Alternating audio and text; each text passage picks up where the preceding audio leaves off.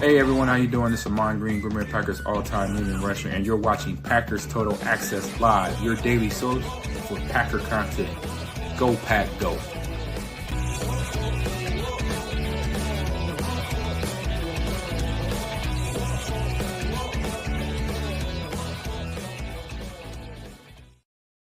What's up, guys? Welcome into Good Morning Lambeau. My name is Clayton. You can check us out on Packernet.com. Find me on Twitter at Packers_access. You can text us 865-658-5824. Joined alongside Tim in Green Bay here to talk some Packers this morning. Tim, got the diesel flowing. How we doing, bro? Good morning. Another day, feeling the same way. Another day, another I don't know, not enough sleep, I guess is the right way to put it. There you go. There you go. All right, let's dive into it, man. I know we got people following into the chat. We got Chris in the house, Josh Martin, CJ in, Josh Vallanningham. Good to see everybody in here as we get ready on this glorious February the 5th. We're on hump day, guys. We're here. We made it, right? And it's all downhill from here. So hopefully everybody's having an awesome morning. Let's dive into some of the things around Twitter here, Tim, and then we're going to get into a latest mock that I seen online. And then I think it's going to spark a very, very interesting conversation. I really do. And then if we have time, I'd like to look ahead to the 2026 Green Bay Packers salary cap situation, because every time you talk about trading for a player, signing a player, it always gets brought up. Yeah, but you got to pay all these guys. You got to pay all these guys already on the roster, right? So we're going to kind of look at 2026 a little bit here in a minute. But first things first, let's go to DJ on Twitter. At Move the Sticks, obviously Daniel Jeremiah, former NFL scout. We've got this information in our board, but I thought it was cool just to see the visualization as NFL's Twitter account had posted this DJ's top 15 prospects. So in this order, here is where Daniel Jeremiah has the top 15. Number 1, edge defender out of Penn State, Abdul Carter. Number 2, he's got him listed as a wide receiver out of Colorado, Travis Hunter. That caught my attention, Tim. Like, hold up a minute. Why is he listed as a wide receiver on Daniel Jeremiah's top board as opposed to a corner? Is that a typo? Is that here's the other thing too. I'm in business. Sometimes you put stuff like that out there incorrectly to get attention, to get people talking, right? Could be that. This is the first time this year, though, that I have seen someone actually put wide receiver as opposed to wide receiver / cornerback or just cornerback. What do you think about that? That's pretty interesting, right? Maybe I don't know. Maybe old Travis is picking a position and sticking with it. I don't know. Is he going to go into the NFL as a receiver? It's interesting, man. Very interesting. It is. We got another tweet here in a second we're going to cover that talks about the drop percentage amongst these top wide receivers in the draft this year. So we'll hit on that a little bit as well. Next, you've got running back out of Boise State, Ashton Gianti. No surprise there. I think he's one of the best in this draft. Matter of fact, these top 3 here, if I were to cross-check with my board, let me drop that down. I apologize. Yeah, so my top 3 are Travis Hunter, Abdul Carter, and Ashton Gianti in that order. So we've got the same top 3. They're just in a little bit different order, which is really, really cool. It kind of confirmation of what we're doing is we're kind of on par with a former NFL scout. Is pretty cool, right? Yep. Especially seeing that we've got a ton of different qualifiers information put into the board's information here. So Mason Graham at number 4 out of Michigan, defensive tackle. He's in the 4 spot, all right? You've got Penn State tight end Tyler Warren, number 5. So that's going to round out DJ's top 5, man. It's pretty cool. You've got, according to Daniel Jeremiah, if you look at Travis Hunter like a wide receiver, you've got 3 players in that top 5 that are offensive players, man. What do you think about that in terms of the top 5? Any comments, questions, anything like that? Yeah, I hope Mason Graham becomes a Packer, but I'm not holding my breath. He's probably going to get picked pretty early, but I do think that Travis Hunter wide receiver tag that's definitely something to keep an eye on for sure. Yeah, Mason Graham falling to us, not going to happen. Not going to happen. Boy, that would be great. And I don't think Goody's going to go up to get him either. Yeah, I'm with you on that. I don't think he would either, Tim. I don't. And I know some people may disagree with that. That's okay, but I don't know. That's just it's interesting. I could see him being a top 3 pick, to be honest with you, man. Mm-hmm. I really could. And again, you notice there's no quarterbacks so far, right? Well, people are going, well, how come in all the mock drafts the quarterbacks are going first? Because again, they'll typically reach a tier to grab a quarterback, right? That's typically how that works in the NFL draft. So we've got Mason Graham in the number 5 or the number 4 spot, and he's got him at 5 there. I need to zoom in a touch here. Let me do this. It's going to mess the chat up a little bit, but that'd be all right. So you can see we're really close to what Daniel Jeremiah has going on here, right? With him having Mason Graham at 4, we've got him at 4. Then in the number 5 spot, he has Tyler Warren. We have Tyler Warren in the number 6 spot, so just one spot lower.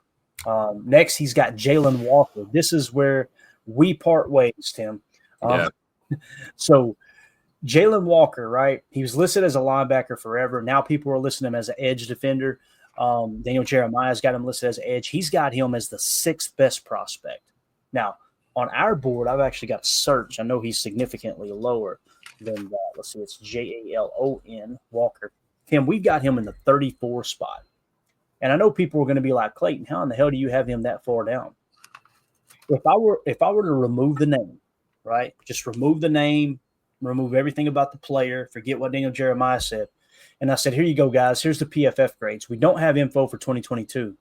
In 2023, he was the 242nd best linebacker according to PFF. Wow. Football. In 24, he got better, but he was still the 227th best linebacker in college football.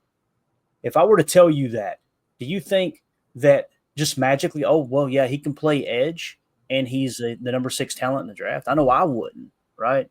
So what's bringing him up our board? Because with those numbers, you'd think he should be way lower, right?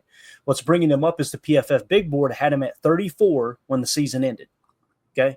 So keep in mind, I don't know where he's at now, but since the end of the season, he was at 34 at the end of the college football season. That's after the national championship, by the way. And then the consensus big board had him at 16 when we took the info in. So what changed? You got hype. You got hype. You got this buzz, right? And again, he wasn't at the Senior Bowl. He wasn't at the East-West Shrine Bowl. What the hell changed him? So I don't know. That's why this time of year is so fun. It is. Nobody knows, but for some reason it did. Yeah, right. And then, of course, Daniel Jeremiah's big board brings him way up because he had him in the 6th spot here, as you can see. And then the 33rd team, Kyle Krabs, has him in the 10 spot. So that all factors in, and that's how he gets the 34 on our board. So me personally, I would not take him that high. Now, he may end up being an absolute superstar, right? Daniel Jeremiah's watched the tape. He sees something to think this dude is the real deal, right? So I don't know, man. It's just for me, I get a little nervous on that. 2-0 for this in the chat said, I didn't watch college. Did he show enough at wide receiver to be drafted that highly? Matter of fact, we'll get to it here in a second. But I want to say, little spoiler alert. Let's just do it real quick here and see. You see here, I'm pretty sure Travis Hunter, 7th best drop rate at only 3.2%.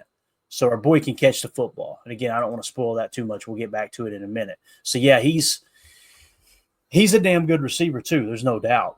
I'm just pointing out the fact that I didn't hear anybody saying, yeah, he's going to play receiver. He's going to play receiver. Now all of a sudden, it doesn't say wide receiver / cornerback on Daniel Jeremiah's board. But anyway, DJ thinks that him going as strictly a wide receiver is going to increase his draft stock. Maybe that's why he's just putting the wide receiver tag on him now, figuring if he goes in as a DB, he'll probably get drafted later. Goes in as a receiver, maybe he gets drafted higher. That makes sense, because again, wide receiver. Look at the market across the league, right? You want to know how much wide receiver is valued, you got to look at the dollar attached. Yep. And people are overpaying for wide receiver like crazy, right? So that's definitely a trend. Been a trend in the league for about 3 years now. And it's funny, too, because the teams that not necessarily pulled away from that because they have good receivers, too, but they pressed into the whole, man, running backs are undervalued. Let's go get these top running backs. They're the ones having a lot of success, right? So it's true. Very interesting how that's shaken out. So, all right, next on his board again, Jalen Walker. Tim, do you have an opinion on Jalen Walker at all? Anything you want to add there? It's interesting to me. I'm trying to figure it out. I'm just trying to go What is it that we see? He's just that much of a physical freak. You know what I'm saying? Yeah, I don't know. I don't have much on Jalen Walker because I wasn't that high on him. Right. But I know I'm in the minority there because a lot of people are pretty high on Jalen Walker. Mm-hmm. But I think it's also because I've kind of took the edge position kind of not out of my head, but put it to the back of my mind as I've been doing, research based on our positional needs. But yeah, I mean, that's if DJ sees it like this, I mean, there's got to be some legitimate, some legitimate reasoning why. I don't think Daniel Jeremiah is just like throwing this list together all willy nilly. So I agree. There'll be something there. Got to be, man. There's got to be something that he's another saying. Walker out of Georgia. Coming down the pike. I'm looking on the PFF big board, unless I'm overlooking him here, man. Is he may be lower than I thought. Let me see here on theirs. Walker, because when we put the information in, he was what, 30 something, 34, right? Yeah, they've got him at 52.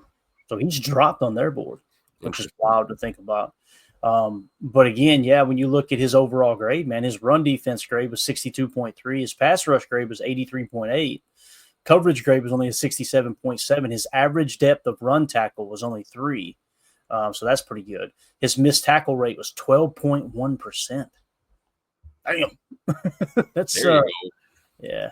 So I don't know, man. Keep an eye on it. That's going to be one of these players that we'll see where he goes, man. He may go top 5, top 10. He may drop out of the first round. We'll see how it shakes out. True.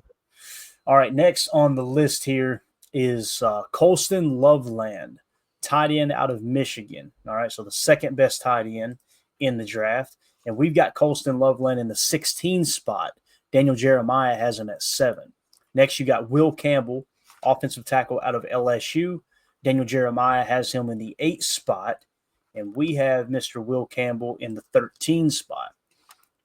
Next is Jahdae Brown. Many people talking about him if the Packers were to take a corner and he were to fall in their lap. Daniel Jeremiah's got him at 9. And we've got Jahdae Barron at number 17 is where we've got him. And then rounding out the top 10, he's got his first quarterback on the board in Cam Ward out of Miami. He has him in the number 10 spot. We have Cam Ward in the 5 spot. So he's a little bit lower on the top quarterback there. Anything you want to add there from 6 to 10, Tim? Yeah, I agree with Cam Ward being the first quarterback on the list. I'm probably higher on him than some people, who knows, but I think he's going to be the first quarterback picked in this draft. And, Jahdae Barron is a guy that I looked at a little bit too. I just don't – I'd like to see him be a Packer, but I don't think it's realistic. Right. And then Colston Loveland, Michigan. If you take a glance at this list, 3 Michigan players in DJ's top 15 here. So a lot of talent coming out of Michigan, obviously. The former champs there. And, Colston Loveland, man, I watched a little bit of tape. I didn't do a deep dive on him, but he looks pretty good at the tight end position there. So, but certainly someone I don't think makes it out of, the second round at least. I mean, probably first or second round for really all of these guys, even with a crazy drop or a change. Yeah. And Blake B says, would Barron be like Bullard for us, but with better coverage ability? It's a great question. If we click on Barron here, let me Jahdae. Let me pull up his information. I'll just keep it off screen for you guys. PFF 76, 71, then 90 this year. His coverage grade, Tim, 91.3. Yep. His zone coverage grade, 91.8. Man coverage, 68.9. Some would say, oh, that's low. It's above the 3/4 line there. Run defense grade, 83.3. Completion percentage against 53.7. And again, he played corner 679 snaps. He played in the box 141, and he played in the slot 123. So you're talking about a very, very versatile guy. Yep. And obviously Jahdae Barron there. 5'11", 200 pounds. He's kind of that, prototypical corner type of build, right? Mm-hmm. Yeah, definitely. And here's the thing too. Javon Bullard's coverage, he struggled in coverage this year, right? Especially playing safety for the Packers. But in college, he was a damn good cover guy. So, again, you never know what's going to happen when these players get to the NFL level. right? You definitely got to mention that for sure. Yeah. And again, we've got Jahdae Barron in the 17 spot. Daniel Jeremiah has him at number 9. All right, so let's go. Number 10, again, we say Cam Ward. Then you've got number 11 quarterback Shedeur Sanders out of Colorado. Shedeur is on our board at number 8, so we're just a little bit higher on Shedeur than Daniel Jeremiah is. Then Will Johnson, cornerback out of Michigan, at number 12. We've got Will Johnson in the number 14 spot on our board, so pretty close there, within a couple. Linebacker out of Alabama, Jahad Campbell in the number 13 spot for Daniel Jeremiah. And we've got Jahad Campbell in the 33 spot. And the main thing that brings him down is his PFF grade. He was 66th best linebacker in college football. Okay, so that brings him down just a touch. The PFF big board had him at 38. The consensus big board had him at 32. Daniel Jeremiah has him at 13. That's bringing him up. But then the 33rd team has him 40th. So that's why he's a little bit lower on our board. So if you remove Daniel Jeremiah's input from this, Tim, and I'm not saying we should, Daniel Jeremiah is the reason that he's in the top 40 on our board. If you remove that aspect, he's going to drop down significantly. Probably would drop down to, probably about 45, something like that. 40, 43-ish would be my guess. So we'll keep an eye on him. Interior offensive lineman Tyler Booker out of Alabama. He's in the number 14 spot. All right. And we've got Tyler Booker. I'm trying to think. I think he's one of those guys that's jumped around on our board. We got him in the 38 spot. So Daniel Jeremiah, way bigger on him. Guys, he was I think he played guard, if I remember correctly, this year. 188th highest graded guard this year. Last year, he was 52nd. All right. And again, Daniel Jeremiah has him 14, and 33rd team has him 27. So there's another name that he could be taken this early. He could fall. And then they have Tetairoa McMillan in the 15 spot, wide receiver out of Arizona. He's our top wide receiver. We've actually got him in the 7 spot, Tim. So we're way higher on Tetairoa McMillan than, when I say we, I mean our board. I'm not saying Tim is too. Tim's going, don't put my name. Say way higher than me. Tetairoa McMillan on our board. And here's what brings him up, okay? 2023 PFF grade, he was the 21st highest receiver. 2024, he was 25th. The PFF big board at the end of the college football season had his 3rd best prospect. Consensus big board had him at number 7. DJ's got him at 15, and the 33rd team has him at 14. So the big thing that's bringing him up was the rankings, where he ranked, the way people seen him at the end of the college football season. So I think some of these other players skyrocketing to the top, like your Jalen Walkers and a couple others, are the reason they leapfrog. And of course, on Daniel Jeremiah, that pushes Tetairoa McMillan down. Tetairoa McMillan, 6'5", I believe he is, if I remember correctly.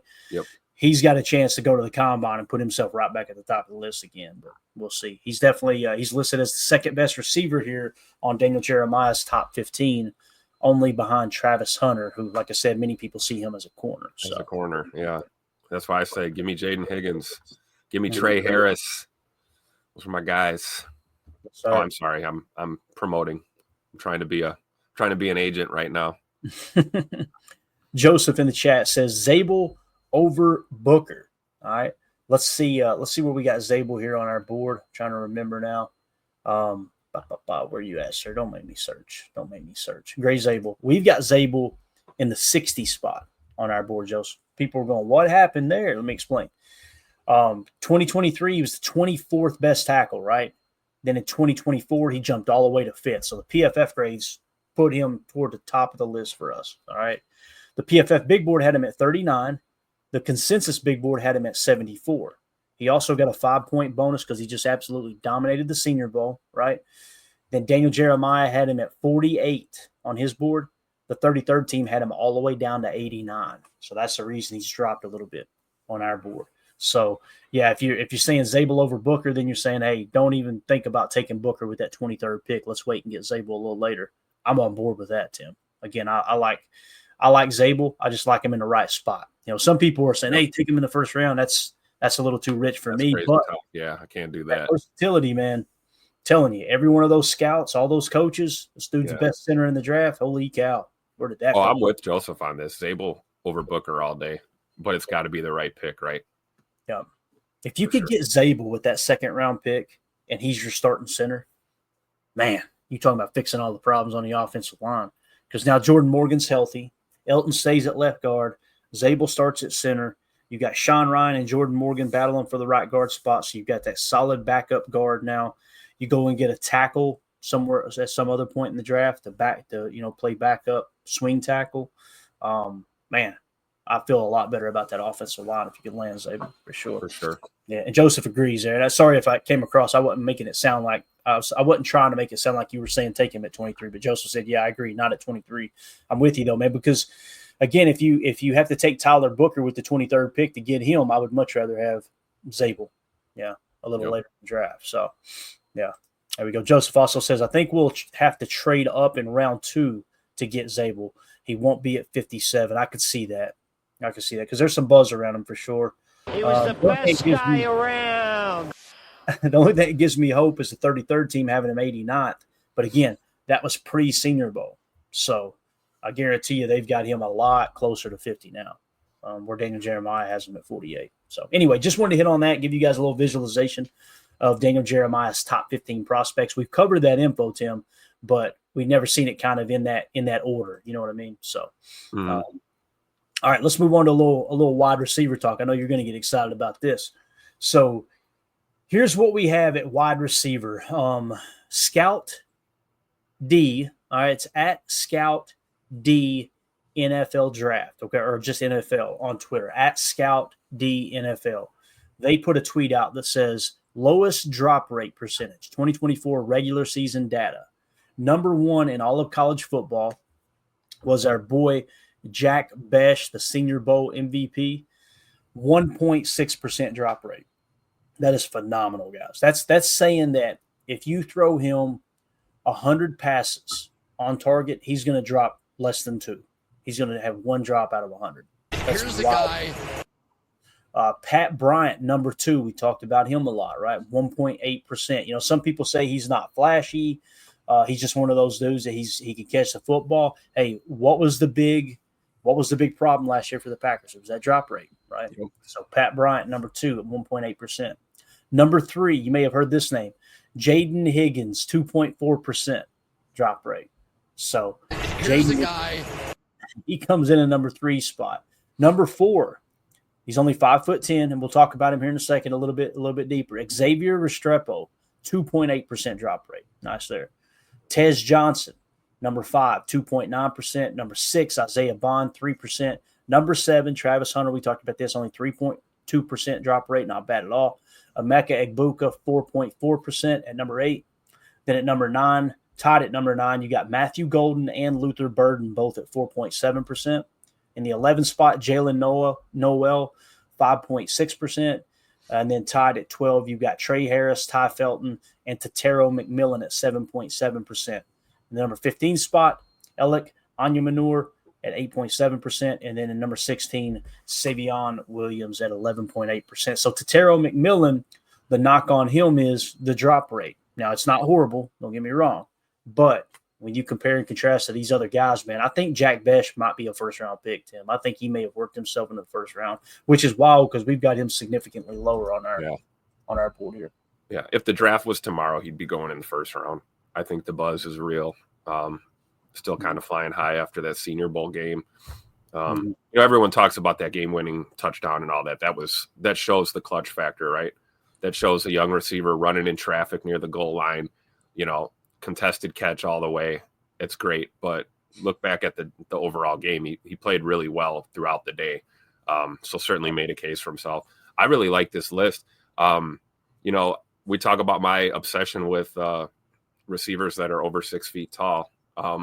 There were 3 sub 6 foot receivers on my list that I liked, and they're all up here. Jalen Noel, Luther Burden, and what was the third one?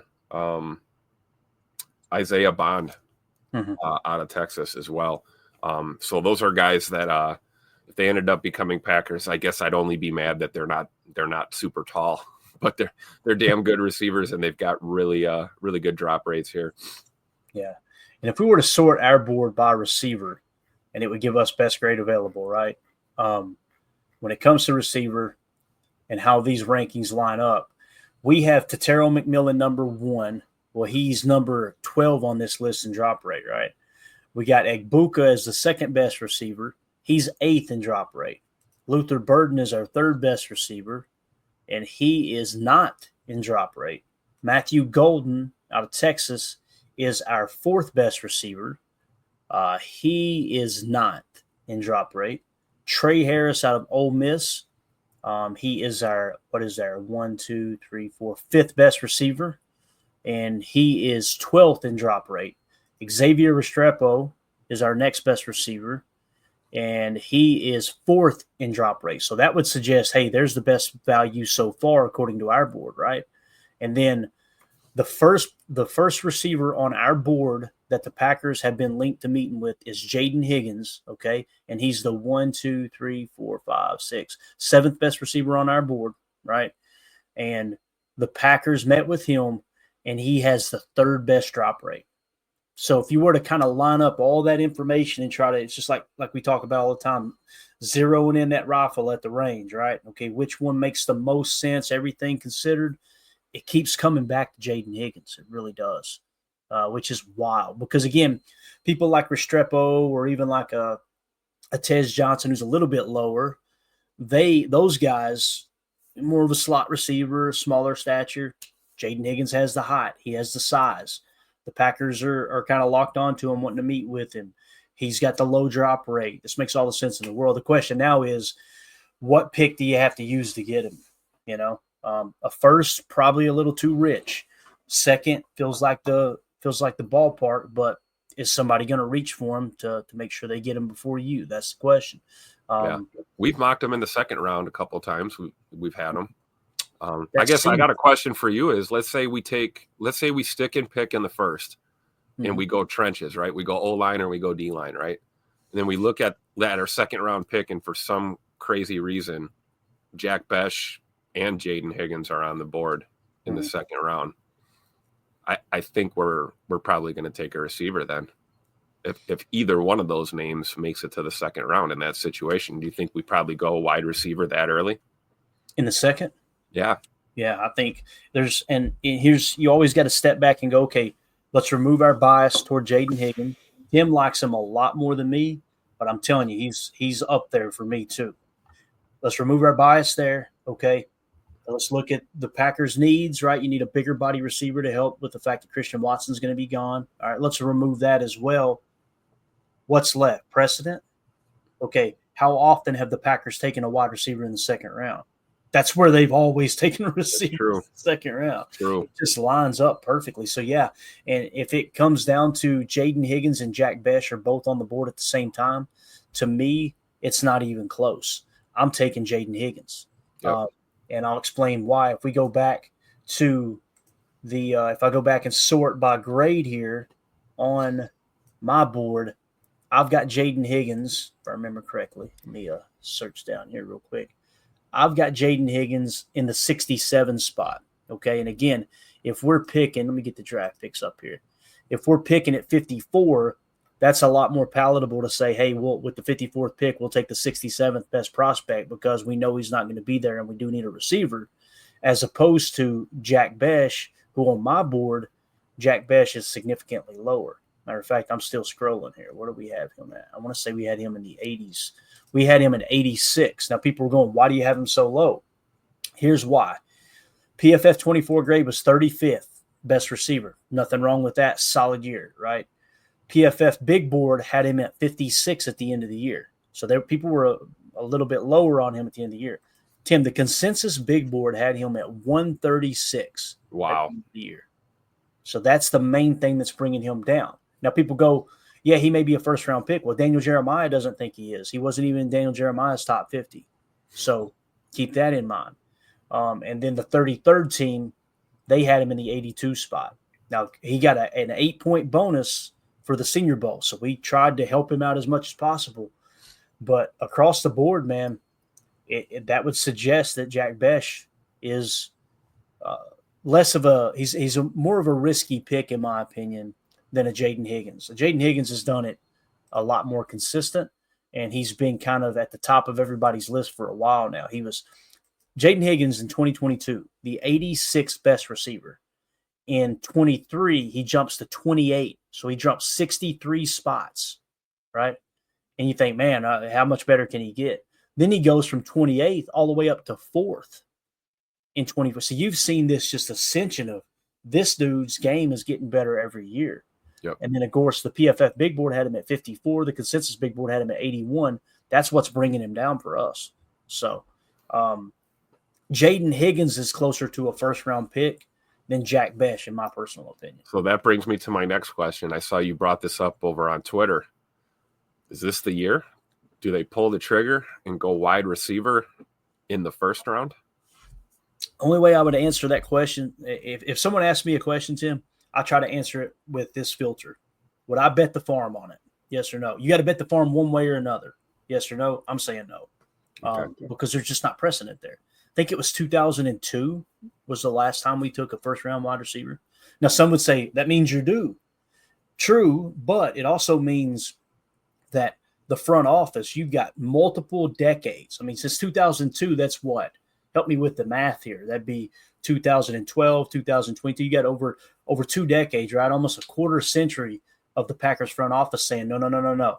We don't draft wide receivers in the first round. So and think of some of the receivers that have been drafted in that span. I mean, you're talking Hall of Fame caliber. Yeah. Yep. So yeah, precedent would suggest it's going to be a second rounder or later, in my opinion. And then you go, okay, what does precedent say about, what positions we would take in the first round? Offensive line, right? Yep.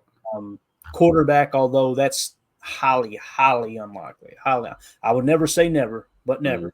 Mm-hmm. Highly unlikely this year. But offensive line, defensive tackle, edge defender, cornerback, even safety. Even safety. Yep. So, boy, they didn't. See, Lincoln agrees. Lincoln said safety in the first round. Are you serious? Man? Get away from me. So he said, you don't remember Darnell Savage, man? That's actually my brother's dog. He wants up here bad, man. If that door is open to the laundry room, the steps up here to where I'm at, if he sees that door open, he's like, oh boy, I'm gonna bark until he comes and gets me. I think somebody grabbed me.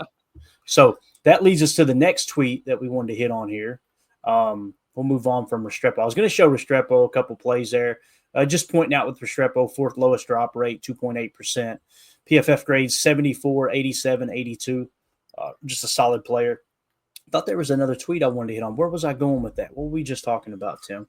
Oh, safety. Safety is what it was. I know what it was now. Let me close out Twitter. And I got it right here.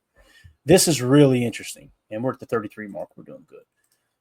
So this is Cody Carpenter's mock draft, okay, over on Roster Watch. All right, so you can see this, right? So This is his mock draft 5.0, Cody Carpenter. Go give him a follow. Find him on Twitter. If you search Cody Carpenter, I'm sure you can find it. Roster Watch is it says maniacal. Is that how you say it?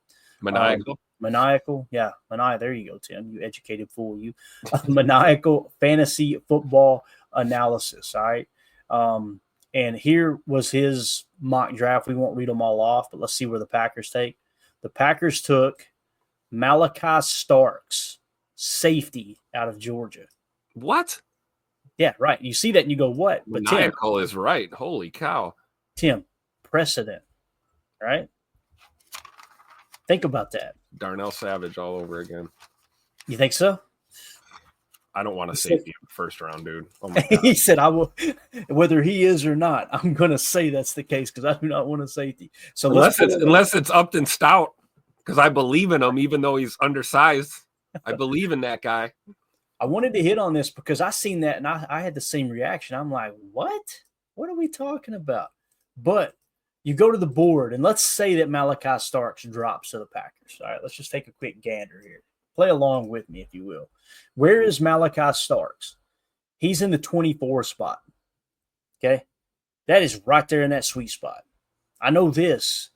If one of these top receivers fall, Tim, let's say Tetairoa McMillan, our 7th best prospect, falls to 23, right?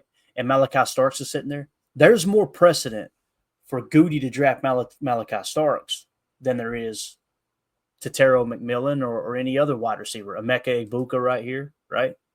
I'm just saying, those are the things we've got to take into consideration in terms of like set precedent. Man. If Walter Nolan's on the board and he takes Malachi Starks, I'm going to vomit. And you know what we will all say? Of course, Goody took Malachi Starks. Of course he did, because it happens every year. We think this, right? So here's Malachi Starks' rise to fame here. In 2022, he was the 391st graded safety. In 2022. In 2023, he jumped to 65th. In 2024, he fell all the way to 120. Wow. Right? The PFF Big Board had him at 7. Now, explain this to me, Tim. PFF said he was the 120th best safety in college football. But then they turned right around and said he's the 7th best prospect in the country. How does that make sense? They're probably just thinking like He was the best guy around. What dropped INT? The consensus Big Board had him in the 12th spot. So those two numbers is what's raising Malachi Starks up for me. Daniel Jeremiah has him in the 33 spot.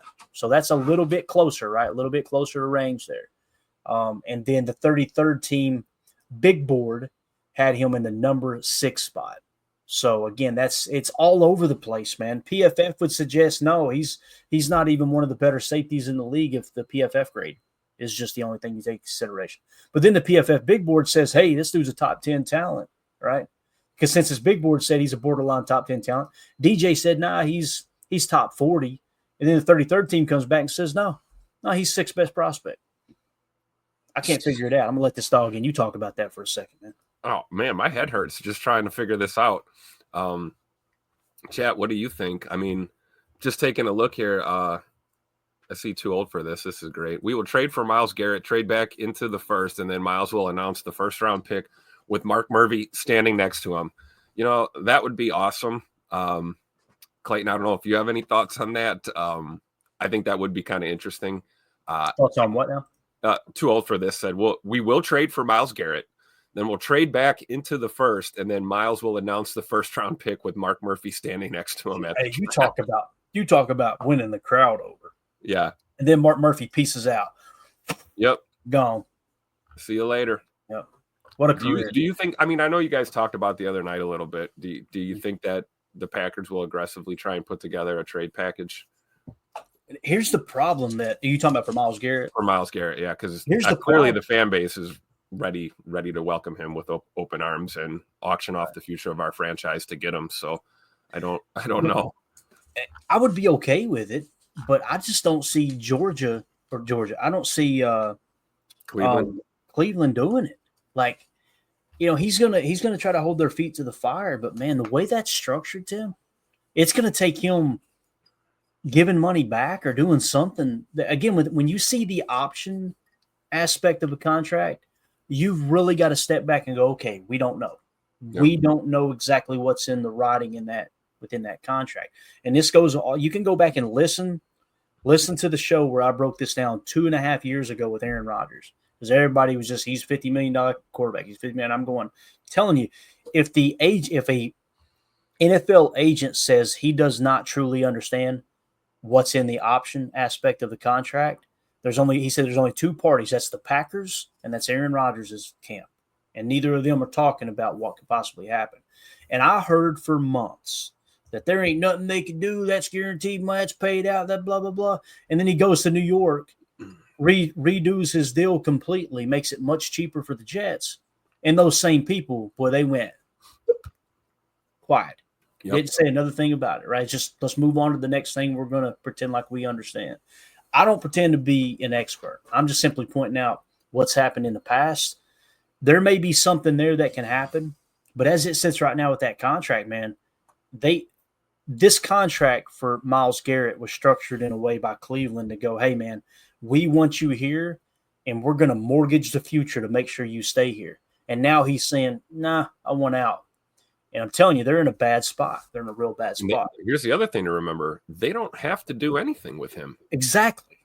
A trade request is exactly that. It's a request. And, you know, there's got to be something to be said about. Now, I'm sure he informed the team in the front office before he released his public statement or whatever, but he did release a public statement. He made it publicly known to the world, I don't want to be in Cleveland anymore. Right. Okay.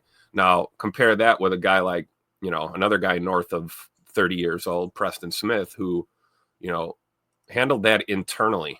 And we basically found out that he wanted to be traded after the deal was done. He was on his way to Pittsburgh. Mm-hmm. So there's two different ways that, that was handled. But I think it's important to remember, and that's not a knock on Myles Garrett, hey, take care of business how you see fit, but Cleveland could play hardball and they don't have to trade him at all. They certainly don't have to take, any trade proposal into consideration that doesn't benefit them. And that's why I kind of, steer towards the Packers maybe not being hyper aggressive there, because you're talking multiple picks. You're talking, you got to get rid of a top tier talent. They're going to be looking for somebody. I know corner is a positional need for Cleveland. I just don't know how high up on their needs chart it is, maybe second or third, something like that. So really hard to dress up, Jair and a bunch of draft picks over to Cleveland and convince me that that's going to be worth it in the long run. Right. I don't know how appealing of a trade prospect Jair really is right now either. Right. And you've got availability, all these things. So I don't know. I don't see it happening. You've got three different components to a trade. You've got the player, you've got the team that has his rights, and you've got the team that may potentially want his rights. Remove all the other teams across the National Football League, and let's just talk Packers here, okay? The Browns, would they want to move on from him? I think we all agree the answer is no, right? Yep. The money that you can save, I want to say it's somewhere between like 15 and 17 million, something like that the Browns could save. But again, they're upside down in that already, right? So if the team doesn't want to trade him, right, and we know that it's going to take some very high draft capital. I think Diana Rossini got one GM to say it's a first-round pick, right? So I think he said a first and a third, something like that. So what's the precedent for Brian Gutekunst, hell, or even Ted Thompson trading a first-round pick for a player? I'll wait. It's never happened, right? So the realization we're coming to is it's extremely low of a chance that Goody would want to give up the draft picks. We know he loves his draft picks, and rightfully so. And we know the Browns don't want to really give up Myles Garrett, although who knows, man. They do stupid stuff all the time. I wouldn't be surprised if they trade him. Go, yep, all right, we're going to let him shop around and get the best offer. I kind of expect that because they do stupid stuff. If you don't believe me, go look at Deshaun Watson's contract. It's unbelievable. It is unbelievable. So maybe we can get them to give us a first-round pick in Myles Garrett. There you go. And, it's funny you say that because that has happened in the past where a team would give up an extra pick. They would give up an extra pick for you to take the cap off their hands type thing, right? That happened between Houston and somebody one year. I think they gave up a second-round pick so someone would eat the contract. So, again, with the option part of that contract, I think it's a little more flexible than we think on the surface, but it's highly unlikely that the Packers trade for Myles Garrett. I know that's not breaking news or a bold statement. I understand. But I'm talking about the Packers are probably a bottom 5 team to make that. Now, here's the other thing. What about your roster? Okay, you invested a first-round pick into LVN. You traded away Preston Smith because you want to get LVN more snaps. And I know people have convinced themselves that LVN is a bad football player. The dude was third on our team in pressure percentage. He was over the 11% mark. Like, I've heard forever, if you crack 10% pressure rate, you're a good rusher, right? He's at 11. He was almost at 12%. I think he was at 11.8% at the peak there. So Goody loves LVN. He's showing some improvement in that regard. Rashawn Gary led your team in pressure, sacks, all that good stuff. If you go get Myles Garrett, guess what happens? Now LVN goes back on the back burner, and you're giving up a bunch of draft picks, and you got to probably give him a new contract. That's the other thing. I don't think Myles Garrett's just going to come in and play somewhere for the minimum contract. I don't see that happening. So there's just too many buts for me to think this is going to happen. Is it possible? Absolutely, it's possible. I just don't see it happening, me personally. Yep, I agree. So And if we were to look ahead to the Packers contract situation here, I'm going to go to, matter of fact, let's do this. Yeah, let's go. I was trying to see. We'll just move on from that. Let me go to the Packers salary cap table here, okay? And I wanted to key in on one specific thing here, Tim, 2026, okay? We've got it sorted by 2026 now. Here are your highest cap hits on the team for 2026, all right? Jordan Love at $36.1 million. You know how many people have been talking about he's a $40 million quarterback, a $50 million a year quarterback, because that's kind of what the contract averaged out to?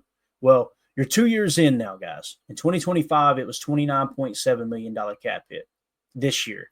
Next year, it'll be $36.1 million. So we got to stop pretending like he's the highest paid quarterback in the league. Again, cap hit to me is what matters. Well, that's going to come due. You mean like it was with Aaron Rodgers? Because if you take Aaron Rodgers' contract and you average it out throughout his entire career in the National Football League, and you say, okay, here was the average cap hit per year, you'll be surprised to find out that he doesn't finish in the top 10. So, you could finagle the numbers to where they're upset about that.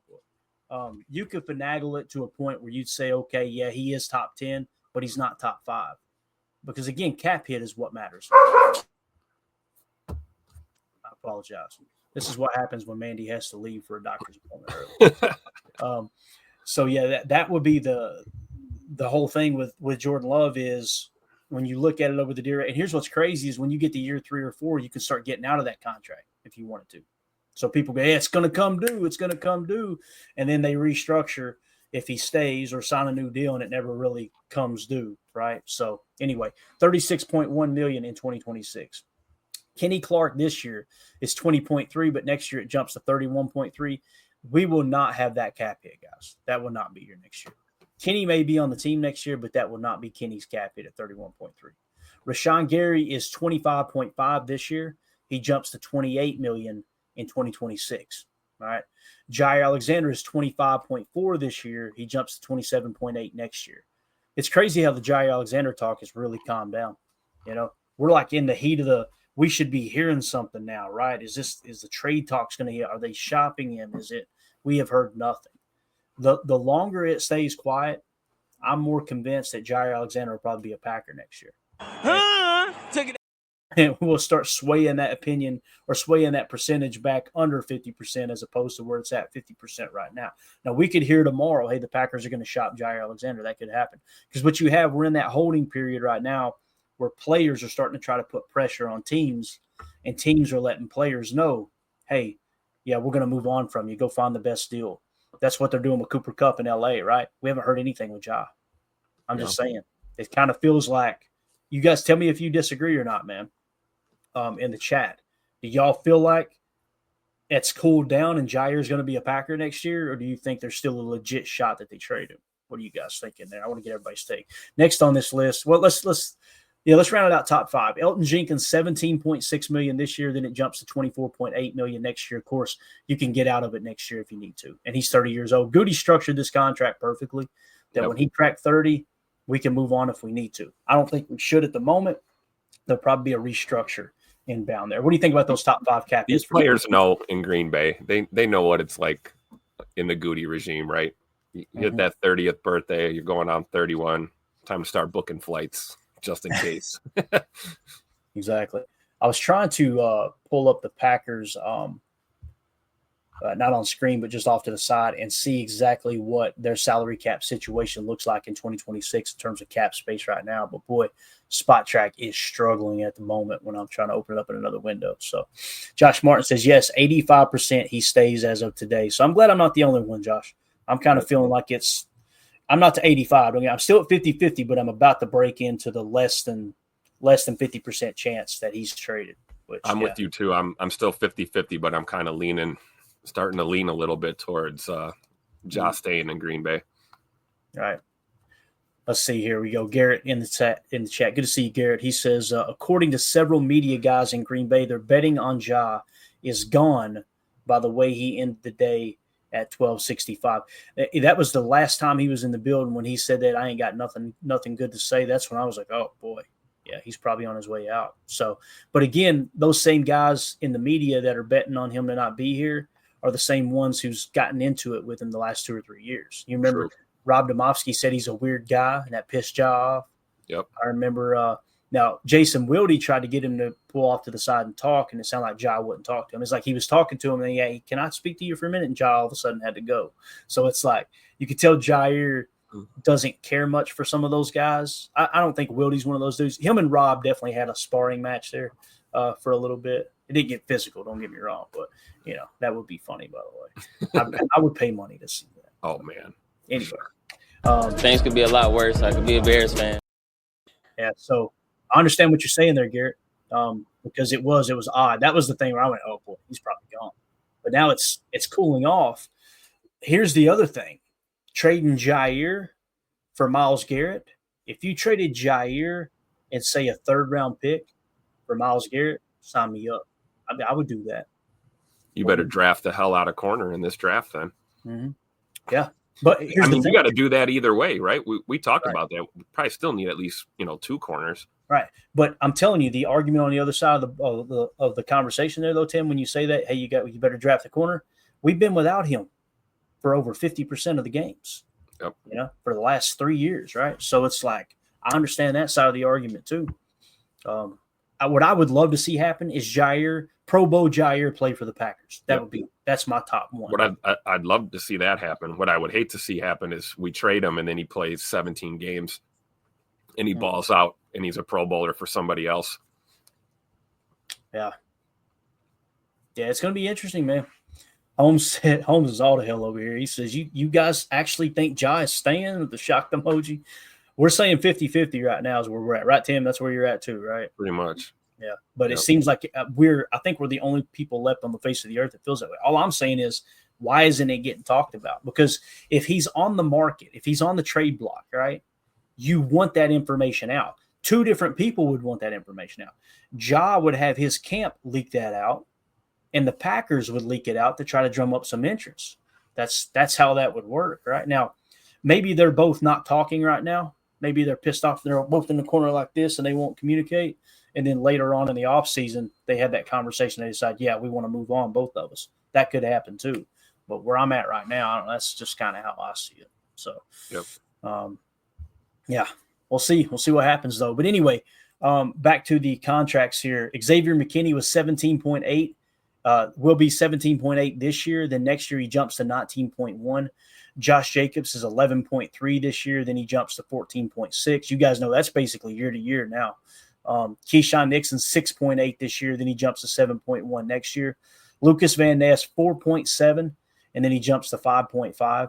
So, I mean, you can see that's a big difference between an edge defender you'd sign in free agency. If you hit on that, if LVN was a true top 5 edge rusher in the league, look at the deal you'd be getting right there. That was what Goody was shooting for, right? Yep. And that's why he had to make the decision. We got to get Preston out of here so we can get LVN some more reps. So that all makes sense to me. And this season's going to be a big year for him, right? Year 3. This is that kind of where you really want to see your draft pick making a stride in those first 3 years. So we'll see how he does. Yeah. And then, of course, Jordan Morgan, 3.3, jumping to 3.8. Luke Musgrave, 2.3, jumping to 2.6. Here, you want to talk about value. Look at these next 2 players here, Tim. Actually, 3 of the next 4. Edgerrin Cooper last year did historic things as a rookie Packer. Here's a guy. This year's cap hit, $1.9 million. Next year, $2.3 million. That's a freaking steal. Keep his ass on the field, please, for the love of God. Yep. Jaden Reed, your best receiver on the team. He improved in every statistical category other than drop percentage and touchdowns this year. He was the best guy around. 1.9 million and then 2.2 next year. Javon Bullard, to me, I'm up and down on Javon. I think Javon's a better slot corner than he is a safety. I think that's pretty evident. But 1.5 million, being able to play 2 different positions for you on a defense that it's easy to look at him and go, yeah, but he's not that good. He's not as good as we thought he was going to be. We built him up. I say we, me, Tim, Jacob, the whole PTA crew was like, he was our second best safety in the draft. And it just didn't click last year, right? Yeah. So, but the fact that you got that versatility, you could play slot and safety in a pinch, and you're only 1.5 million. That's pretty darn impressive, in my opinion. But Tucker Kraft, man, 1.5. Let's go, dude. Let's freaking go. 1.5, then 1.7. So, yeah, we 2-0 for this. I completely agree, but that's the beautiful thing about the draft. He said Tucker Kraft should be in Musgrave's place. Like, Tucker Kraft deserves to make what Musgrave's making, the 2.3, vice versa. But it's where you're drafted, right? So, interesting though, man, to see how the salary cap kind of falls into place. I could not get that to pull up. Let me see if I can back out. I want to see what our cap space looks like for next year. And don't get me wrong, guys, it's going to be very deceiving. Very deceiving. We go cap tracker. Let me see if this pulls it up. Yeah, now I'm getting kicked completely out of evidently something's going on with Spot Track because it keeps saying bad gateway. Wow. When we click on something. So maybe they're doing something. Did you crash the site, Clay? You're over there running too many data. Could have been, man. I was up early doing it this morning, so it could have been. So, yeah. What I was going to do is try to see exactly how much cap space we had because it wasn't on that screen there. But I also wanted to point out the players who are going to get paid the most. And I also wanted to do this. Hopefully it doesn't crash. It may crash, guys. If it does, I apologize. But I wanted to do this too. With 2026 is what we're sorted, the column we're sorted in. Here are your unrestricted free agents for next year. So when everybody's talking about you can't afford it because you got to pay all these players, you got to pay these players, you can't afford to be aggressive in free agency, right? Here's what I wanted to point out. This was the whole purpose of doing this. These unrestricted free agents, it's not a slam dunk that Romeo Dobbs gets re-signed, right? Zach Tom, absolutely. You got to pay him. Kingsley Enagbare, they're not going to pay him. They're going to let him hit the markets, what they're going to let him do. And then if he doesn't get the deal he wants, I could see him re-signing him for less. Rasheed Walker, pay him. I could see him paying him. I could. Yep. So there's two, right? Christian Watson. Guys, he's not going to be healthy till week 12. This sucks for Christian. I don't think people understand. People do not understand how crappy this is for Christian Watson, that injury happened when it did. And the fact that he was going out there still hurt, trying to make something happen for his team. And he wanted to be out there. And I'm not going to lie. I'm pissed off at the coaches. I'm pissed off at the trainers for letting him go out there. We talked about it all week long, Tim. Yep. Like, you can't do this. You cannot let him go out there and play. And lo and behold, he ends up on the field and bang, he tears the ACL. People will say, well, it's nothing to do with the injury he had. BS. All that stuff, your opposite knee will react, differently when you're trying to take pressure off of the other leg, whether it's a quad injury, it's a knee bruise, it's whatever it is, right? Hammy. Yep. Those things put extra wear and tear on your knee. I'm still pissed off about that. And that's why I will not stand for the slander. If somebody is calling Christian Watson soft, made of glass, all that stuff, it pisses me off because that dude wanted to be out there with his teammates, and it just cost him a ton of money. And very quiet as kept. Scoot is probably, at least on the offensive side of the ball, he's probably the toughest SOB on the team. Other than a couple of the dogs on the O-line, but when you look at our receivers, man, I think of just absolute tough dudes is, you think of like Malik Heath and you think of Christian Watson for sure, just being tough as nails. So I don't buy into the whole he's soft narrative. I don't agree with it at all.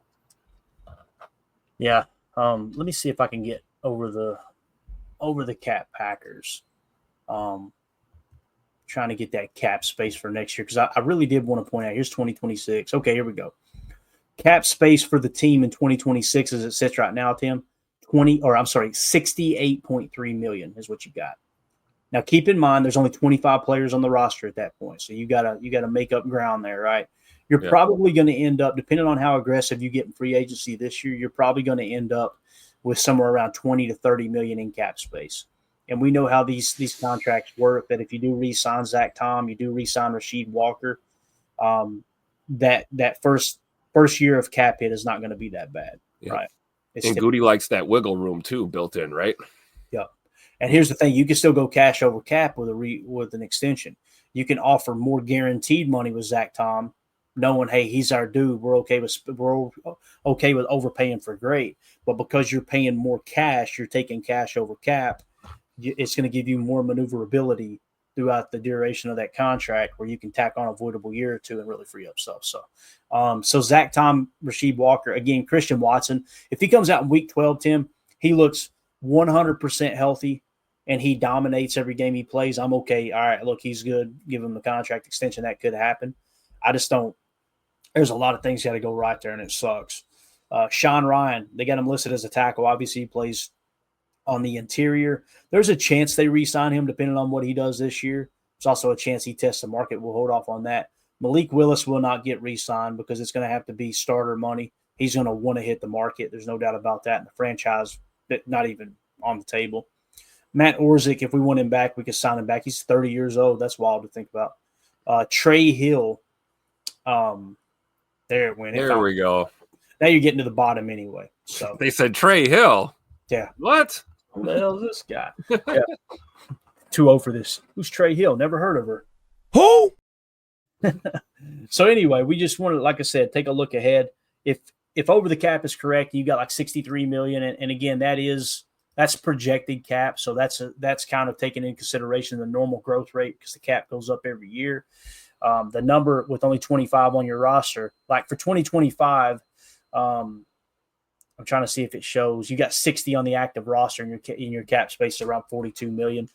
It'll probably be closer to $40 million once you fill out that roster, kind of where we're sitting at this year, depending on what we do in free agency. So that's why it's easy to look up and see all that cap space and all that maneuverability with being able to restructure contracts and go, oh, we can get anything we want.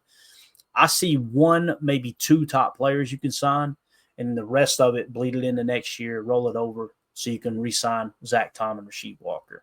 And we'll see what Walker does this year. Walker may perform so well this year, Tim, that we can't afford him. Yeah. He also may completely tank and we not even want him. You never know. So. But Reef in the chat, Christian Watson, I'm gonna talk about fifth-year options, test, condition, and workouts. If you're saying you can hit Christian Watson with a fifth-year option, I'm not understanding your comment completely, Reef. But if that's what you're saying, he's not a first-round pick, so fifth-year option is not on the table for him. You probably know that, I'm sure. But if that's what you were saying there, but anyway, yeah, there you go, Mark. Just in case. We were on the same page. That's kind of the way I took Reeves' comment. But yeah, fifth-year options are just first-round picks, and Christian was a second-round pick. So, which, by the way, the amount of pressure that they put on people, or that they put on Christian Watson, you would think he was a damn top 10 pick. He was drafted in the second round. So, all right, Tim, you got anything else, man? We'll go ahead and wrap up right here. I'm surprised the Dogs are being as good as they are right now. They heard us talking about Scoot, and they started to pay attention, right? They said, we know they're already depressed about him. Let's calm down here. So. No, man, that's it, man. This was good. Broke down some of the numbers. Looked at DJ's top prospects. I think it was a productive show. Yeah, I agree, man. It was fun. So we'll be back tomorrow morning for Good Morning Lambeau. I got a visitation to attend tonight, so no show tonight. We'll do a morning show tomorrow.